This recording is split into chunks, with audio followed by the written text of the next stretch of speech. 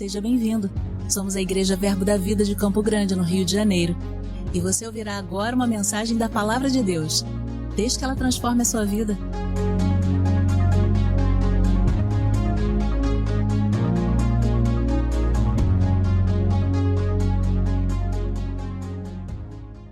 Você está pronto para essa série que se iniciou essa manhã?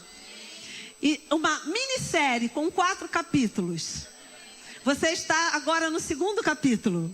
E se você não esteve aqui no 1º capítulo, que foi no culto de 8h30, você também que nos assiste na internet, eu aconselho você a ouvir. Porque é uma série, tem uma continuação. Apesar de cada capítulo se bastar,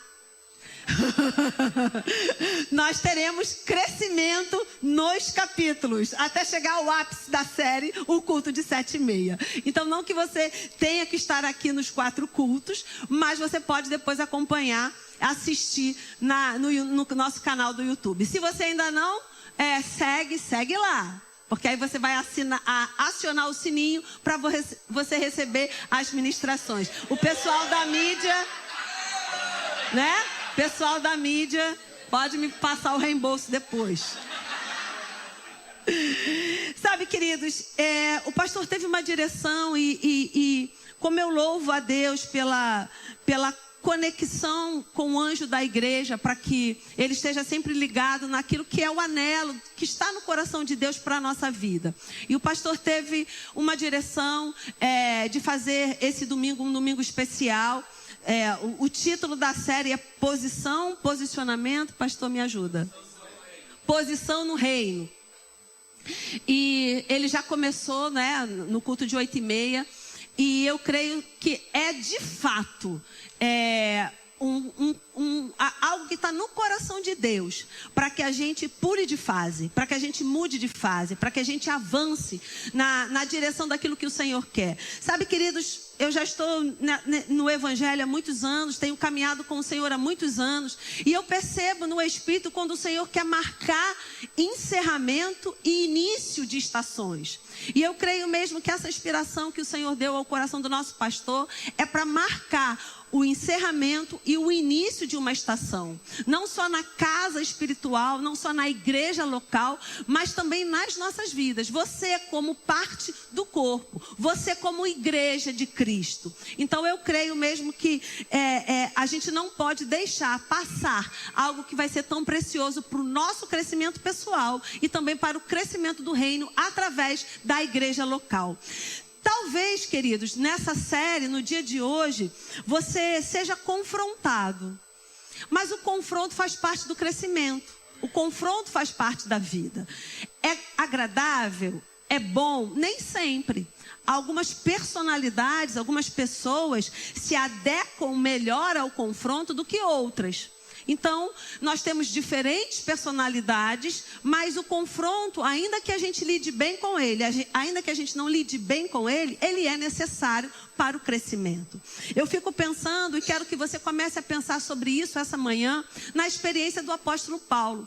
A Bíblia fala lá no livro de Atos, que o apóstolo Paulo, antes dele ter uma experiência com Jesus, ele era conhecido como Saulo, e ele era um perseguidor da igreja. Certa vez, ele pediu carta aos maiorais, às autoridades, porque ele entendia que ele deveria prender os cristãos e trazer os cristãos ao cárcere e até à morte. Esse era o pensamento de Saulo, e eu quero que você entre nesse pensamento de Saulo. Eu vou matar os cristãos, eu vou prender os cristãos, porque eles não são dignos, isso é uma seita, isso está causando confusão em Jerusalém, isso está causando confusão na mente do povo judeu. Então ele, um judeu tão fervoroso, um mestre da lei judaica, ensinado aos pés de Gamaliel, ele tinha essa bandeira de perseguição contra a igreja de Cristo. Agora você imagina esse homem tão radical nas suas ideias, nos seus pensamentos, esse homem se deparar com Jesus. Porque foi isso que aconteceu.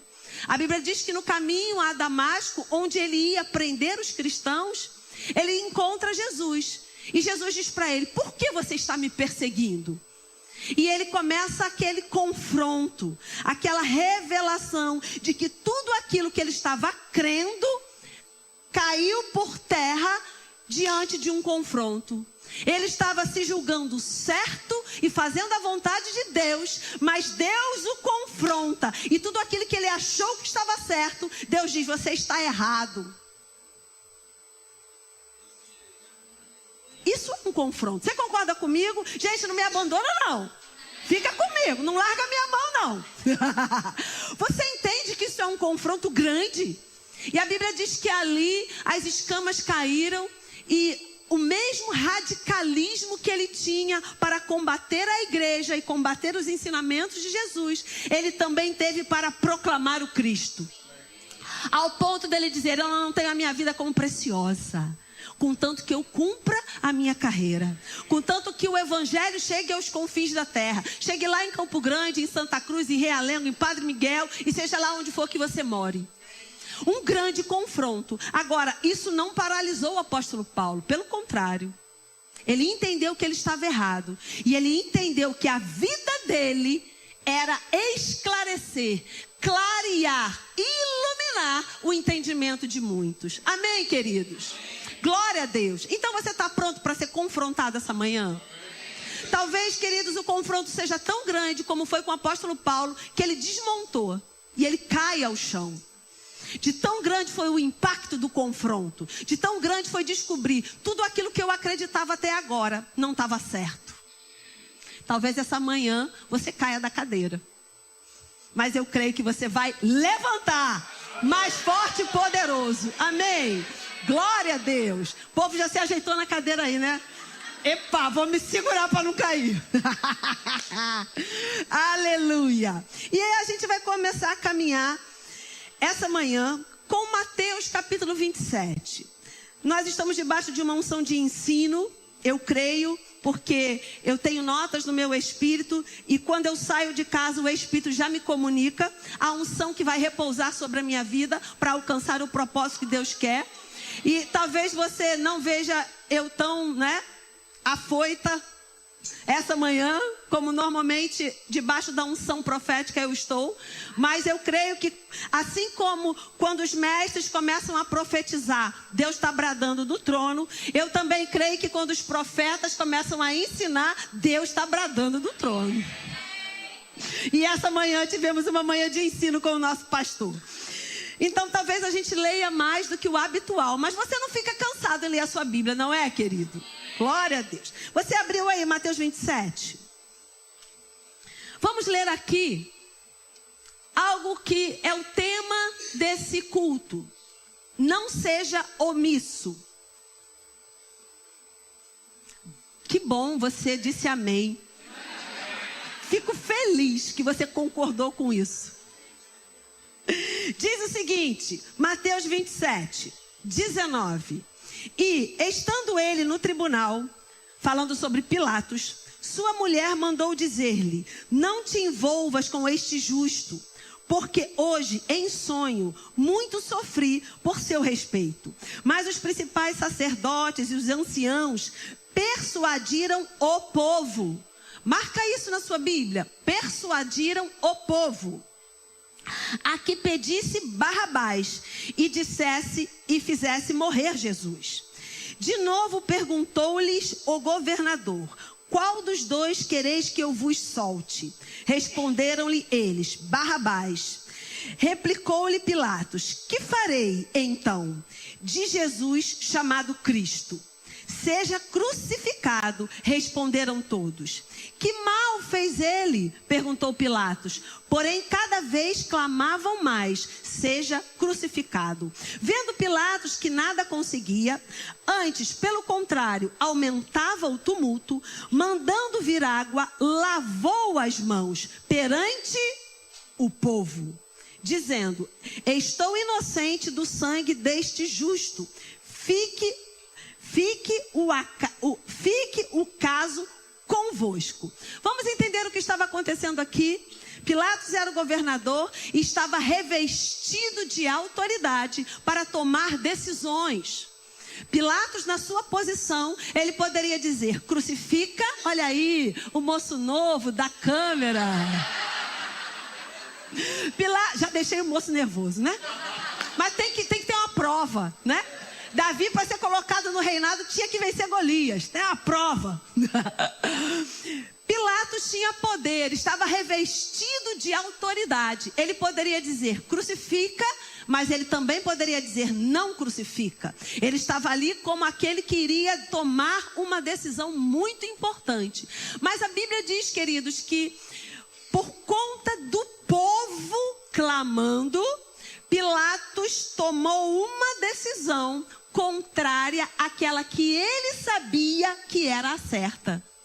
Pilatos se omitiu de enfrentar o povo e tomar a decisão certa. E ele tanto sabia que era a decisão certa, porque ele fala: o justo Jesus. Então ele sabia que era a decisão certa não crucificar a Jesus e crucificar a Barrabás. Mas por conta da persuasão do povo, da voz do povo, da influência do povo espremer a autoridade foi omissa na decisão correta.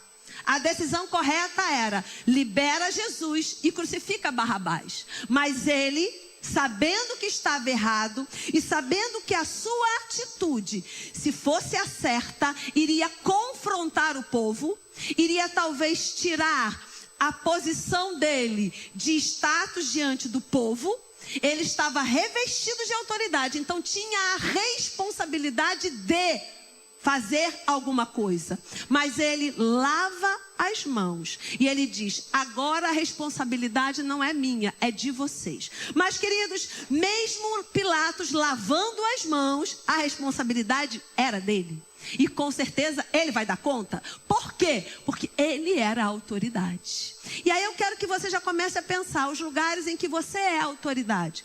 E também os lugares que você está debaixo de autoridade. Por entender essa cadeia de comando, entender essa hierarquia, pode fazer a diferença de ter uma vida próspera ou não.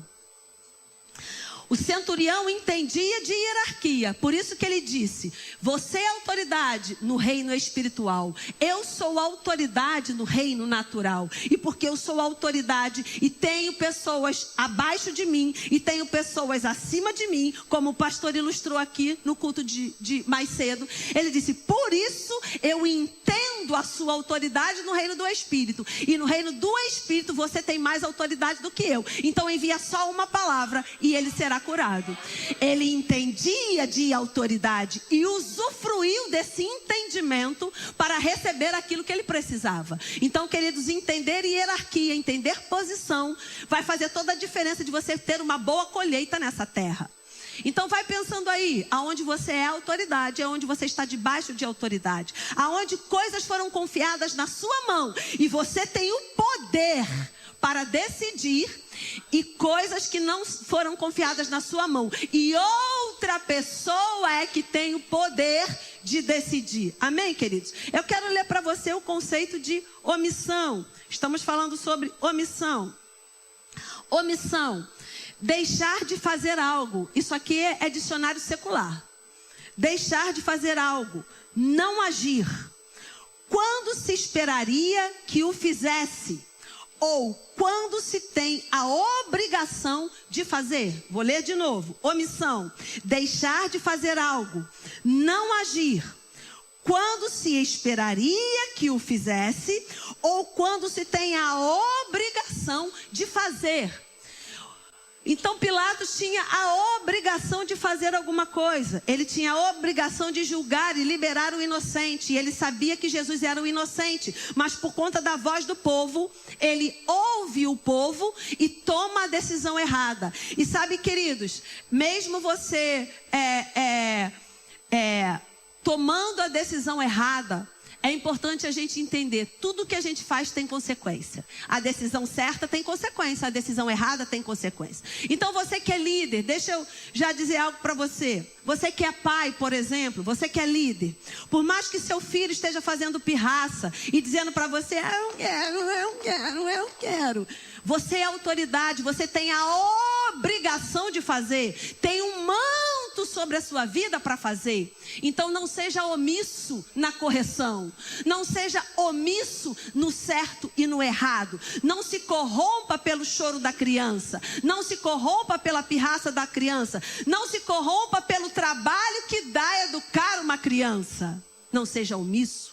Você que está revestido de autoridade e tem uma situação onde você precisa tomar uma decisão, porque você está revestido de autoridade, você precisa tomar uma posição, e omissão é quando eu preciso agir, quando eu preciso fazer algo e não faço. Isso é muito perigoso, porque muitas vezes nós não fazemos acreditando, é melhor não contrariar. Sabe, queridos, é melhor não contrariar quem? Eu gosto quando o nosso pastor sempre diz, o não a gente sempre vai dar. A gente só vai escolher aonde. Então, quando eu estou diante do povo, eu sou uma autoridade, e eu preciso contrariar o povo e tomar uma decisão, e eu me omito dessa decisão, porque talvez o povo vai ficar chateado, o povo não vai entender. Coitadinho do povo, se eu tomar essa decisão, o povo vai vir contra mim, o povo vai começar a pensar mal de mim. Quando eu não tomo essa decisão, eu vou dar o não para o povo, mas eu estou dando não para aquele que me revestiu de autoridade. É sério, não é? É sério, mas esse é um culto de libertação. Você que está chegando agora e talvez você se pergunte, não tem culto de libertação nessa igreja? Tem esse. Domingo da libertação. Podia colocar um aviso lá na porta, né? Domingo da libertação. Venha ser liberto. Esse domingo. Porque quem liberta é a palavra. É o conhecimento da palavra que nos arranca da treva da ignorância. Então hoje você está sendo retirado das trevas da ignorância, está sendo iluminado, assim como o apóstolo foi no caminho para Damasco. Oh glória! Quero mais um exemplo aqui sobre omissão. Sabe, queridos, o nosso legislador, eu sou advogada por profissão, e o nosso legislador, ele entende sobre o perigo da omissão. Nós temos leis civis que combatem a omissão. Você já ouviu falar sobre abandono de incapaz? Abandono de incapaz significa aquele que tem autoridade aquele que pode resolver e não resolve. E não faz. Abandono de incapaz. O legislador entende, isso vai dar ruim em algum lugar. Então nós temos que proteger, acolher o cidadão. Então, abandono de incapaz é crime.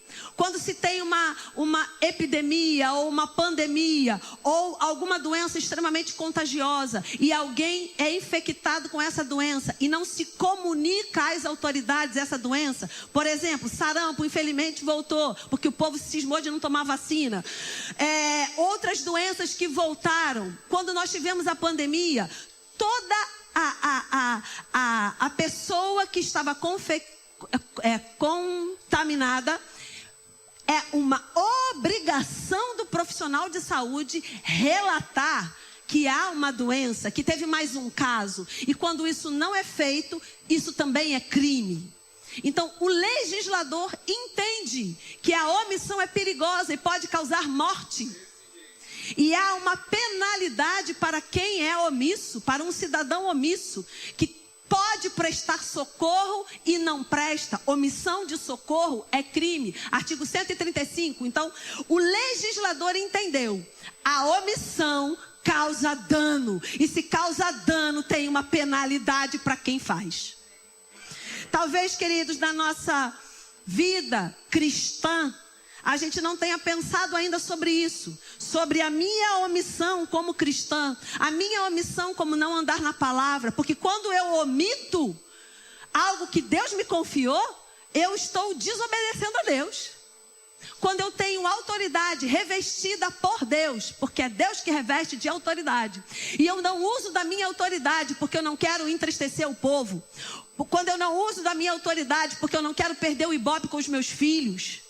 Quando eu não uso da minha autoridade porque diante dos meus liderados eu quero ficar bem na fita, eu estou desobedecendo a palavra. Porque Deus me confiou a autoridade para.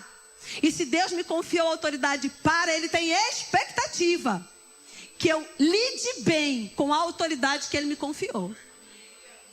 Amém, queridos? Então, se o legislador, ele entendeu que omissão causa dano, certamente Deus sabe mais que o nosso legislador. E Deus também sabe que omissão causa dano. E eu quero ler mais um exemplo com você. Pastor, eu vou reivindicar. O relógio está passando rápido demais. Êxodo 32. Série pode durar um pouco mais, pastor. Não é um capítulo comum, é uma série. Êxodo 32. Sabe, queridos, Pilatos estava em tempo de crise. E o exemplo que nós vamos ler agora, o exemplo de Arão, Arão também estava em tempos de crise.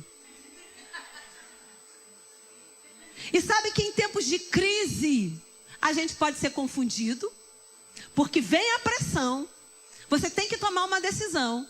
E aí, se eu tomar uma decisão, eu vou ter que confrontar alguma coisa. Então, eu me omito, eu saio de cena. Em tempo de crise é quando você tem que ter mais cabeça fria.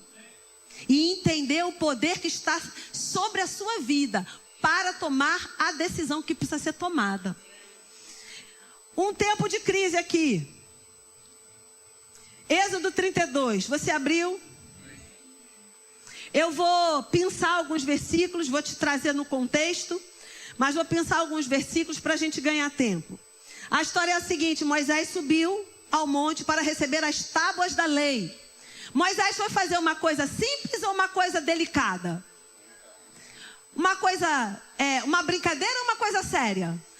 Uma coisa séria. Só que Moisés demorou lá, demorou na concepção do povo. Você entende? Que a voz do povo nem sempre é a voz de Deus. Que os dados que o povo tem, às vezes são dados corrompidos, porque o povo não tem todo o ângulo da situação.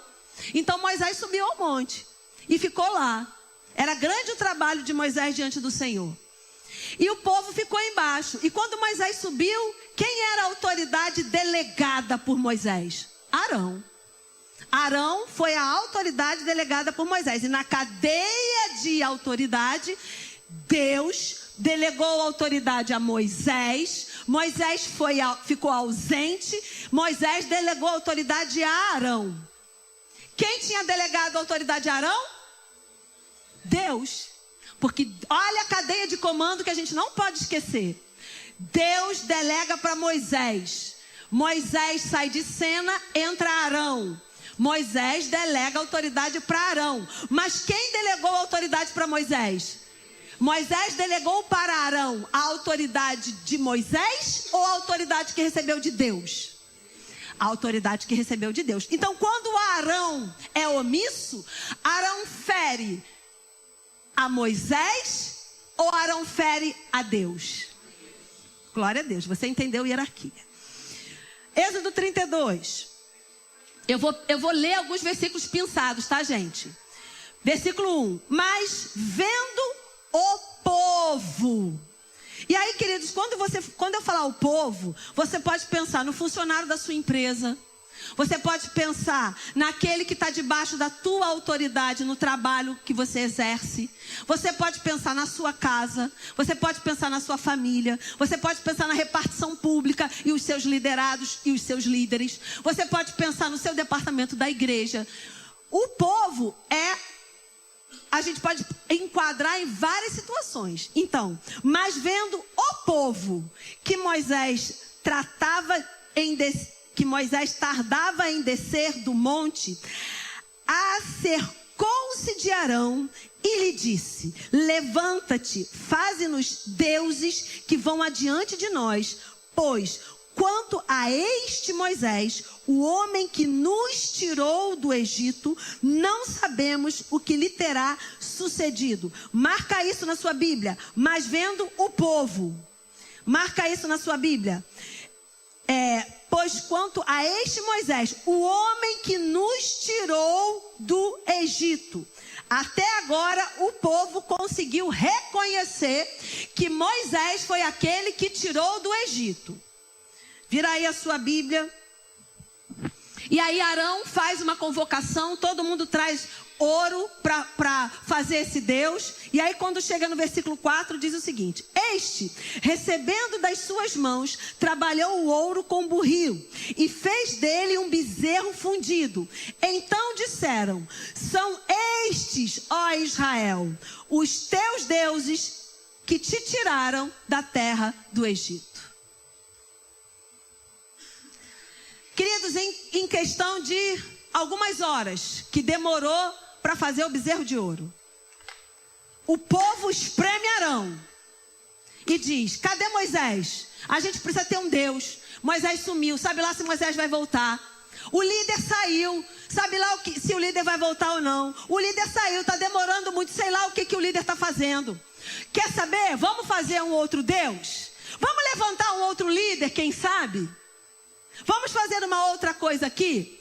E aí no primeiro episódio, o povo reconheceu que foi Moisés, através de Moisés, Deus usou para tirar da terra do Egito. Mas depois que entra a idolatria, também entra a cegueira. Entrou a idolatria, está lá o bezerro. Isso é idolatria. Está lá o bezerro. E quando o bezerro está lá, o que o povo diz? Você não leu não, gente? Vamos ler. Me ajuda aí, eu tenho 12 minutos só. O que o povo diz? Então disseram, versículo 4: são estes, ó Israel, os teus deuses que te tiraram da terra do Egito. Ei, não foi mais Moisés que tirou, através da unção que estava sobre a vida dele? Não, agora foi o bezerro de ouro. Porque a idolatria cega. Agora, deixa eu te dizer, idolatrar o povo cega. Idolatrar o filho, cega. Idolatrar o filho, seu filho, no lugar que deveria ser de Deus, isso é idolatria. E quando o nosso filho está no lugar de Deus, quando a gente é omisso, quando a gente não corrige quando tem que corrigir, porque você é a autoridade na sua casa, e quando seu filho não é corrigido, você está dizendo para Deus: ah, sabe aquela autoridade que você me deu para ser o cabeça da minha casa? Não quero não. Deixa meu filho ser o cabeça. É isso que você está dizendo para Deus. Quando você está debaixo de uma liderança e seu líder talvez esteja sobrecarregado. Porque Moisés, gente, foi pro monte e ele ficou sobrecarregado. Ele recebeu tábuas de lei. Quanto tempo isso durou? Quanta exaustão emocional Moisés passou diante de Deus, e Deus dizendo: escreve aí. 2, 386. Como foi? Moisés era um homem, ele tinha alma. Tem graça envolvido? Claro que tem. Mas ele estava lá ouvindo de Deus para escrever as tábuas da lei. Ah tá, aí o líder saiu. O líder saiu e te delegou a autoridade. Aí você, o povo começa a chegar. Mas não vai ser assim não. Mas o pastor não está nem aí, porque o pastor foi para não sei aonde e sumiu. Não começa a me deixar nervosa não, hein? Tu é novato, não começa a me deixar nervosa não. O pastor saiu. O pastor está lá nas Bahamas, andando de cruzeiro. Não, o pastor está trabalhando, gente. Então eu vou ficar aqui? Sabe lá o que Moisés está fazendo? Talvez Moisés esteja tomando água de coco. Vamos fazer o bezerro de ouro? Vamos idolatrar? E aí, amados, chegou a cegueira. Em tempos de crise, Moisés estava no monte. Arão estava em tempo de crise. Estava sendo apertado. Em tempo de crise, querido, se a gente não entender a autoridade que está sobre a nossa vida, a gente vai correr. Porque é tempo de crise, é confronto. A nossa alma não gosta, a nossa carne treme. Mas deixa eu te dizer, se você está revestido de autoridade você precisa fazer. A gente gosta de falar Lucas 4, que menciona Isaías 61. Jesus dizendo: eu fui ungido para... que coisa linda! Eu fui ungido para libertar os cativos, dar vista aos cegos. Sim, mas nós também fomos revestidos para sermos autoridade. E a autoridade confronta, a autoridade corrige, a autoridade não pode ser omissa. A autoridade não pode ouvir a voz do povo. Tem que ouvir a voz de Deus, através daquele que te delegou a autoridade. Glória, tem 8 minutos. Deus é bom, Deus é bom. Vou ler uma frase que eu escrevi aqui para você. Não ser omisso é se posicionar e falar a verdade. Porque não falar a verdade é falar mentira. Quem se cala diante do erro, consente com o erro. Sei lá. O outro exemplo de omissão, Adão. E a gente está vivendo tudo isso aí por conta da omissão dele. O que Adão foi constituído para ser autoridade? O que Adão foi constituído para ser cabeça? O que Adão foi constituído para fazer? Guardar. Ele guardou Eva. Ele foi cabeça sobre Eva? Não, ele deixou Eva errar. Ele foi omisso. E por causa da omissão dele,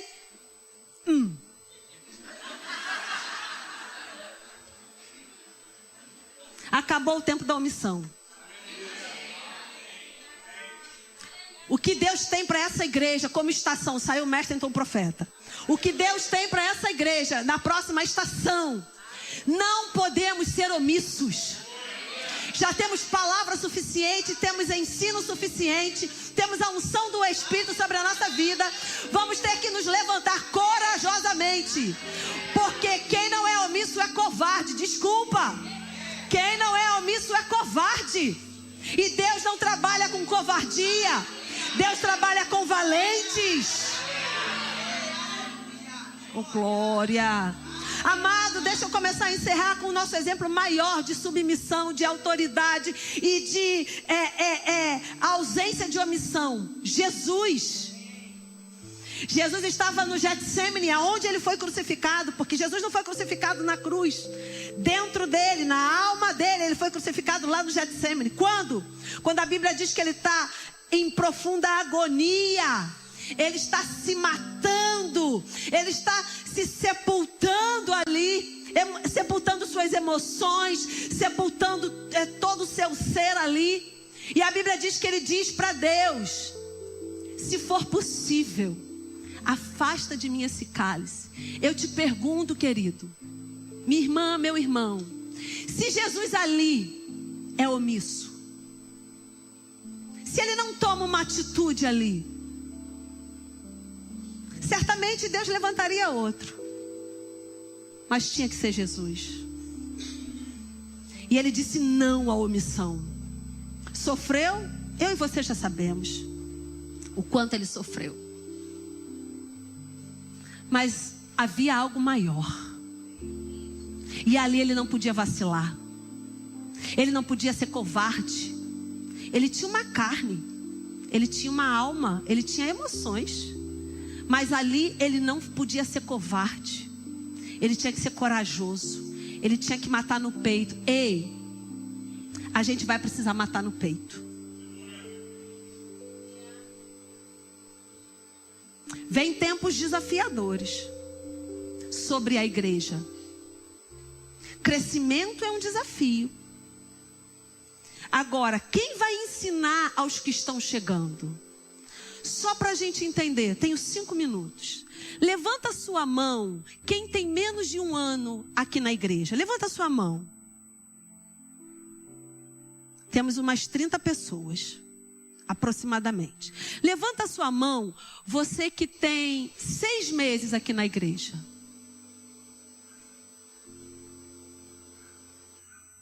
Os novos estão chegando. Quem vai ensinar para eles sobre autoridade delegada? Quem vai ensinar para eles sobre ser valente em Deus? Eu e você. Então, se nós queremos avanço e expansão, nós temos que ler a cartilha. Porque eu não posso reproduzir aquilo que está errado. Eu tenho que reproduzir o que está certo. Deus está nos chamando a um tempo de esquecer esse negócio de omissão. Na nossa casa, no nosso trabalho, na igreja, na sua vida. Amém, gente? Jesus é o maior exemplo de omissão. E o Ministério de Música pode subir. Já estão aqui me pressionando. Mulheres, nós somos valentes. Eu quero lembrar você sobre Esther. Quanto ela foi valente, ameaçada de morte. Mas a morte não era o suficiente para parar uma pessoa que tem chamado, que tem uma missão, que está revestida de autoridade. Saul foi omisso. A Bíblia diz, queridos, que Samuel esteve com Saul e falou para ele lá em 2 Samuel, no capítulo 12. Você pode ler depois na sua casa. Saul foi levantado rei. Saul não foi levantado rei porque não tinha opção. Saul não foi levantado rei porque Deus errou. A Bíblia diz que Deus ungiu a Saul. Então era da vontade de Deus que fosse Saul. Isso é muito importante, porque a gente pode dizer: ah, Deus não queria que fosse Saul. Não, Deus não queria que tivesse um rei. Ele queria que fosse uma teocracia, Deus e o povo. Mas a partir do momento que o povo pediu um rei, Deus deu o melhor rei que ele tinha. Mas Saul se corrompeu ao longo do caminho. Um ano depois de rei, Samuel dá para ele uma instrução: eu vou descer a Gilgal. Quando eu chegar lá, nós vamos prestar sacrifício. Mas a Bíblia diz, queridos, que o povo começou a espremer Saul.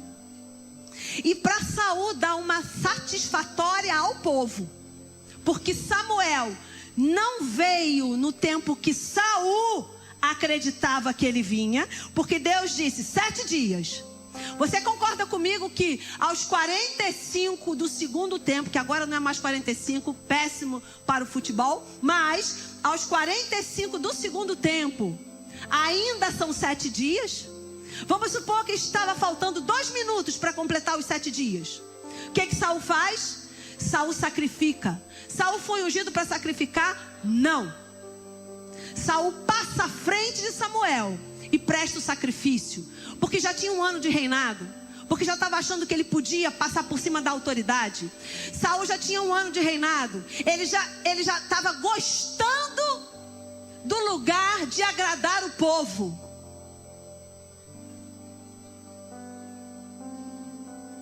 E o povo começa a ir embora. A Bíblia diz: o povo começa a se dispersar.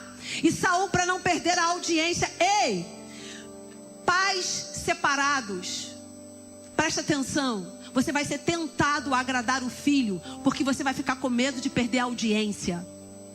A mãe faz uma coisa, o pai faz outra coisa. A tentação é: não vou corrigir para não perder a audiência. Mas você é pai. Foi a autoridade revestida sobre você. Então não seja omisso na correção do seu filho para não perder a audiência.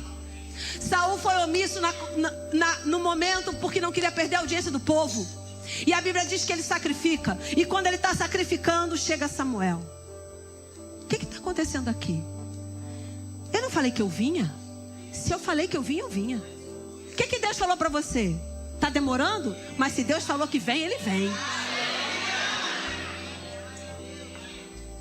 E aí, queridos, naquele momento, Saul... Pastor, mais 5 minutos, por favor. Naquele momento, queridos... Já acabou meu tempo, faltam 5 segundos. Naquele tempo... Você me dá mais 5 minutos? Amém. Eu não vou fazer aquela piadinha idiota. Mais 5, mais 5, mais 5. Não, é só 5 mesmo. Saul sacrificou. Samuel diz para ele: o teu reinado, presta atenção, o teu reinado iria perpetuar de geração a geração. Então, o filho de Saul seria rei, o filho do filho de Saul seria rei, e assim por diante. Mas porque você agora descumpriu a palavra, estou parafraseando, amém, gente? Para agradar o povo, e porque já se acha no lugar de ser autoridade, acaba aqui. Então olha só, Saul não foi destituído do reinado, ele ia continuar sendo rei, mas a promessa de ser geração após geração foi retirada por conta da sua desobediência. Agora eu pergunto para você: quais são as promessas que Deus tem para a sua geração? Quais são as promessas que vão perpetuar na sua família de geração em geração? Toma cuidado, porque uma atitude sua pode cortar o fluxo que Deus tem para a tua geração. Não é só sobre você. E aí, Saul continuou rei. Mas teve um outro episódio, exatamente igual. E nesse outro episódio, o que Samuel fala para Saul? Agora, o teu reinado foi cancelado. E aí, queridos, o Espírito Santo unge reis, não é assim? Se ele não é mais rei, ele tem unção sobre ele? Não. A unção foi retirada. Isso é sério. É a maior perda da vida de Saul. Ele perdeu a unção. E a unção foi retirada. Ele ficou o quê? Vulnerável. E aí a Bíblia diz que um espírito maligno se apossa dele. Ele ficou sem a unção, ele ficou sem a proteção, ele ficou sem o óleo, ele ficou sem o azeite e ficou vulnerável. Agora o mais grave de tudo, e eu quero encerrar com esse versículo, esse eu quero ler com você. Rapidamente, 2 Samuel. 2 Samuel capítulo 12. Segura aí, Ministério de Música. 2 Samuel capítulo 12. Ô Jesus, minha Bíblia nem quer abrir, só porque eu estou com pressa. 2 Samuel capítulo 12. É todo o texto que você vai ler lá na sua casa, mas eu quero pensar algo para você aqui. 2 Samuel. Oxi.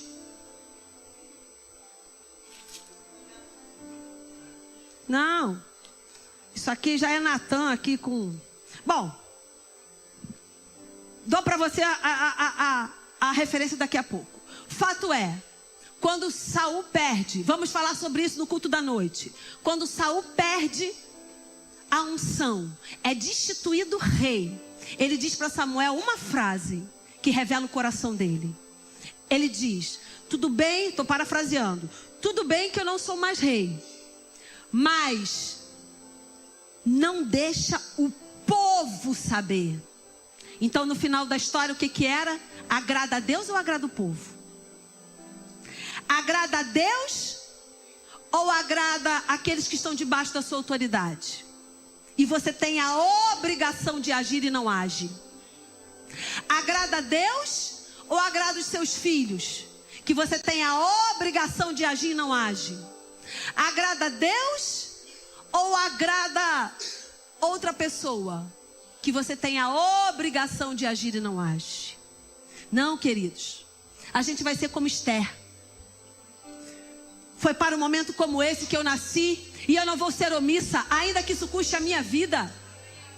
A gente vai ser como Jesus. Foi para um momento como esse que eu nasci. Ainda que eu não queira ir para a cruz, ainda que seja um sofrimento, eu não vou ser omisso àquilo que Deus me confiou. Ainda que eu não agrade o povo, ainda que eu não agrade as pessoas, ainda que eu não agrade os meus filhos, eu fui revestido de autoridade. E eu amo essa autoridade. E eu preservo essa autoridade. E eu confio nessa autoridade. Confia na unção que está sobre a autoridade.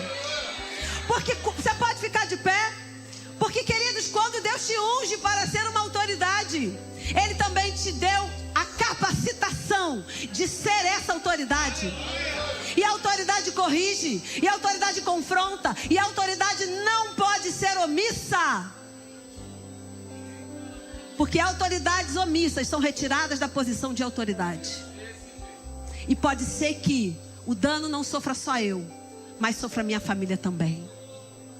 Oh, glória. Graças a Deus porque Jesus não foi omisso. Porque não só Ele ganhou um galardão, um nome que está acima de todo nome, um nome pelo qual um dia todo joelho se dobrará, um nome pelo qual um dia toda língua confessará que Ele é o Senhor. E Ele também ganhou para Deus povos, tribos, línguas, eu e você. A coragem de Jesus enfrentar a cruz e a morte trouxe para Deus filhos de volta para casa.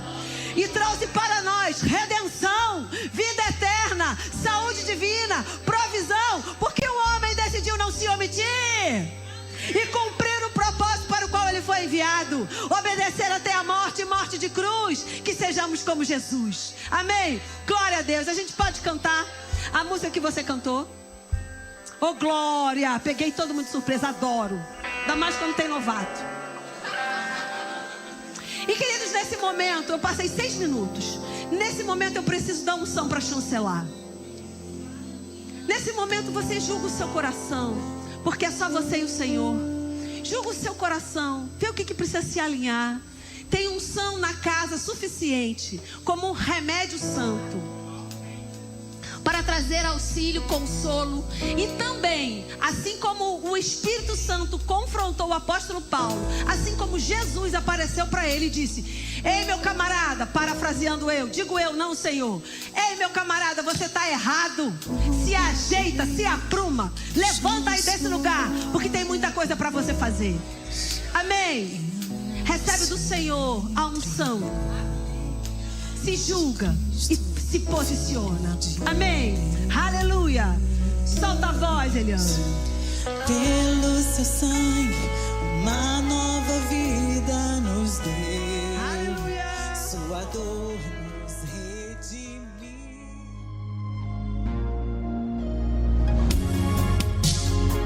Ouça outras ministrações em nosso site verbodavida.com/Campo Grande RJ. Nos acompanhe também em nossas redes sociais, Facebook, Instagram e YouTube.